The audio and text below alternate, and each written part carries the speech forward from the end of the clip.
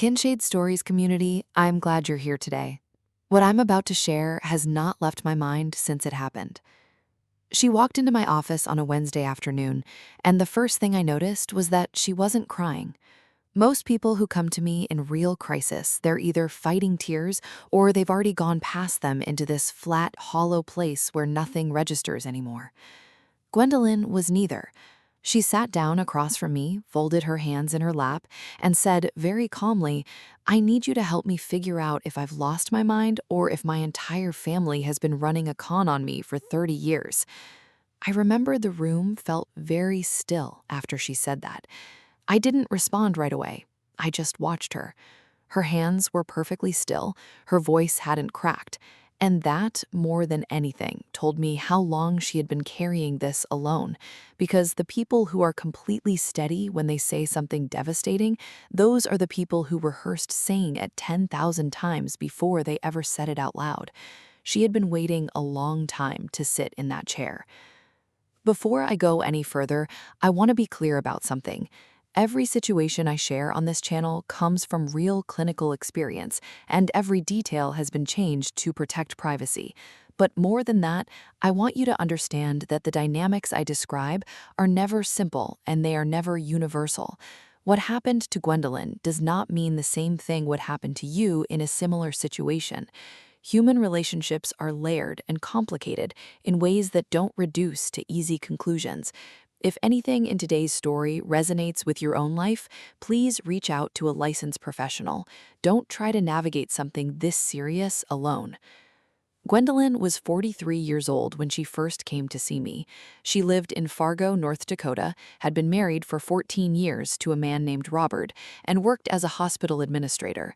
She was precise, organized, competent, the kind of person other people call the one who holds everything together. She had one daughter, 11 years old, and she described her marriage as steady, not passionate, steady. She said that word the way people say it when they mean something has gone quiet in a place that used to make noise. She came to me initially about anxiety. That's how it started.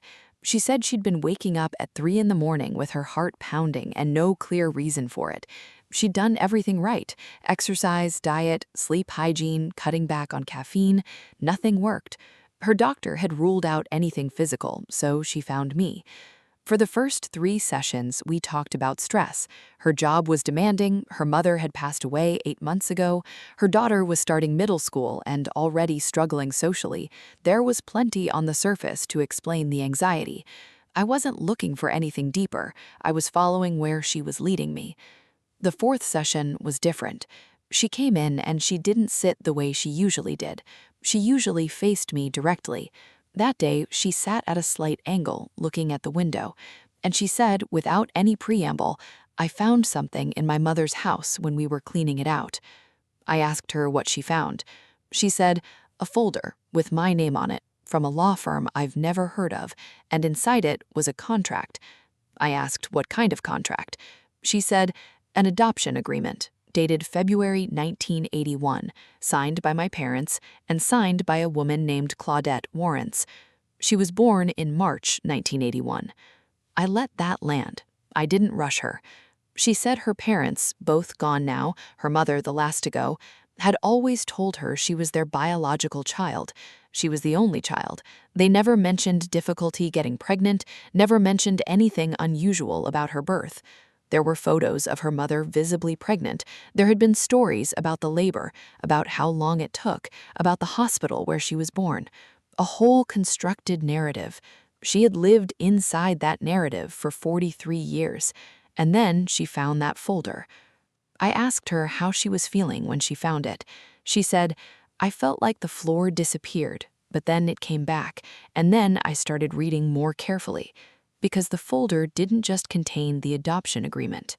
There were letters, handwritten letters, tucked into the back of the folder inside a rubber band that had gone brittle and crumbled when she touched it.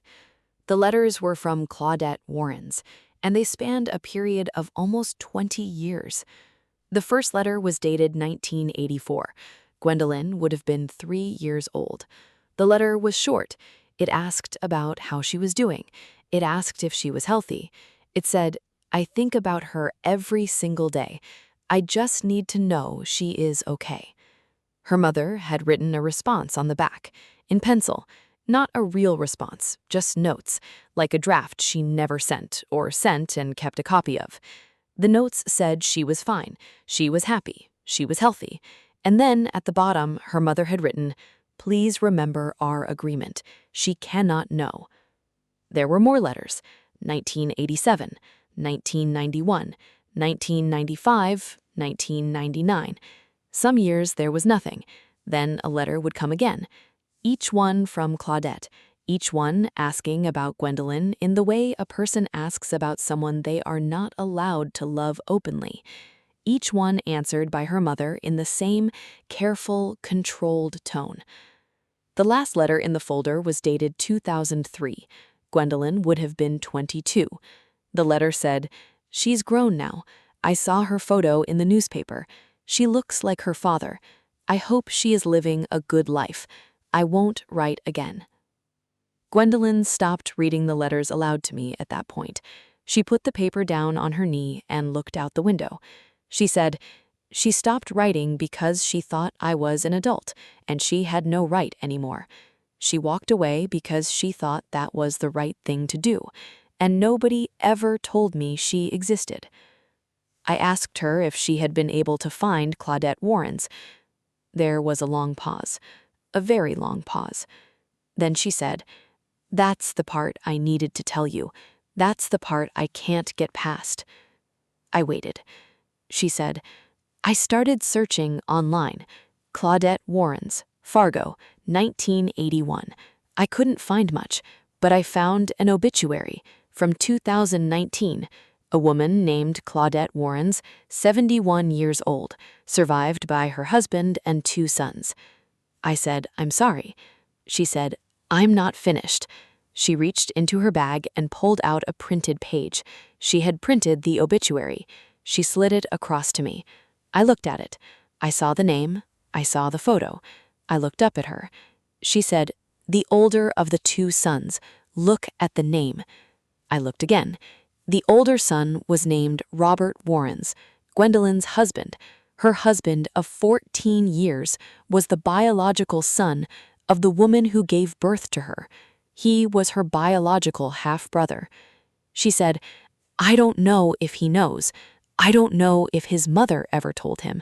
I don't know if this was deliberate or if this is the most terrible coincidence I will survive. I don't know anything. All I know is that I have a daughter, and I have been married to this man for 14 years, and his mother wrote letters about me every few years for 20 years, and I need someone to tell me what to do, because I cannot think straight." Her hands were shaking now. That was the first time they moved. I didn't give her a directive. That wasn't my place. But I told her the first thing she needed to do was breathe, and she did. We sat in silence for almost 2 full minutes, and she just breathed. That is sometimes the most important clinical intervention there is. Not a theory, not a plan, just breathe. Then we began to talk through what she actually knew versus what she was assuming, because her mind, understandably, had leapt immediately to the worst interpretation, that this was intentional, that Robert had known, that their entire marriage had been some kind of manipulation. And I needed her to hold on to the reality that she had no evidence of that.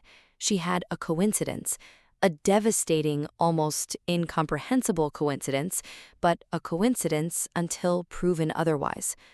I explained to her what happens to the brain when it encounters information this destabilizing. There is a psychological concept called a shattered assumption. It was developed by researcher Janoff-Bulman, and it describes what happens when a foundational belief about your life or the world turns out to be false. It isn't just upsetting, it physically disrupts the brain's ability to organize information the way it normally does. That's why she felt like the floor disappeared.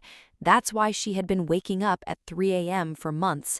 Her mind had been trying to process something she hadn't consciously found yet. The anxiety had started approximately 1 month before she began cleaning out her mother's house. Her nervous system had already known something was wrong before her conscious mind had the evidence. We talked about the difference between the questions she could answer now and the questions that would need time. She could, with the support of a genetic counselor and a lawyer, verify the biological relationship through a simple DNA process. That was answerable. The question of whether Robert knew, that was also answerable, but it required a conversation she was not yet ready to have. And the question of what to do about her marriage, her daughter, her sense of identity, those were not questions with quick answers. Those were the questions we would spend months on. I reminded her that her value as a person, her identity, who she was, none of that had changed. I see this often with patients who discover adoptions or hidden parentage late in life. There is this sudden vertigo around identity, like the ground shifted under everything they thought they knew about themselves. But I told her what I tell every patient in this situation. The life you have lived is real. The love you experienced is real. The person you became is real. A piece of paper in a folder doesn't erase 30 years of a lived life. It adds information, it complicates things, but it doesn't cancel you. Together, we looked at what she needed immediately, not long-term, not the big decisions, immediately. She needed to tell one person she trusted, not Robert, not yet, just one person who could be physically present with her. She had a close friend from work. We talked about reaching out to her that evening. She needed to not be alone in her house that night with Robert, acting as though nothing had happened, because she was not yet equipped to do that without fracturing.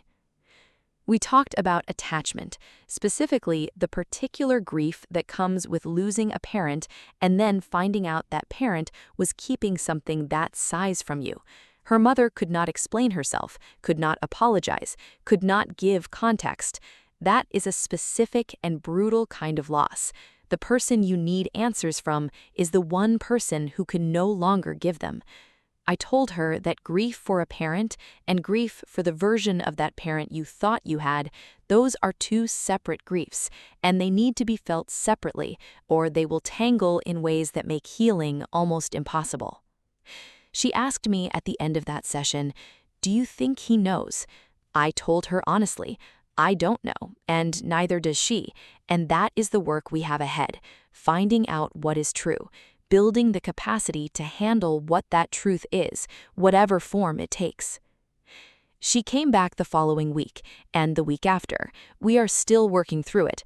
I cannot tell you how it ends, because it hasn't, but I can tell you that by the third session, she was sleeping again. Not well, but sleeping, and that matters. That is where recovery starts, not with the big revelations, with sleep, with breath, with one person to call. What Gwendolyn is living through is one of the rarest and most psychologically complex situations I have encountered in 25 years of practice. But the core of what she needs, to feel that her life is still hers, that she still has ground to stand on, that is not rare at all. That is what every person in crisis needs, a foundation to return to while they figure out what comes next.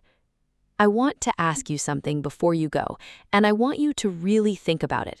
If you discovered that someone in your family had been protecting you from a truth your entire life with what they believed were good intentions, would you be able to separate the love from the deception, or would the deception erase the love entirely? There is no right answer, but it's a question worth sitting with, because how we answer it says something profound about how we understand forgiveness, about how we define family, and about what we're actually willing to hold. If today's story reached something in you, tell me about it in the comments. I read them, every single one. And if you know someone who's carrying a family secret, or someone who just found out they were kept from one, share this with them. They may need to hear that what they're feeling has a name, and they are not alone in it. Subscribe to Kinshade Stories if you haven't already, because every week I bring you a case that matters, not to shock you, to help you understand the people around you and yourself a little more honestly.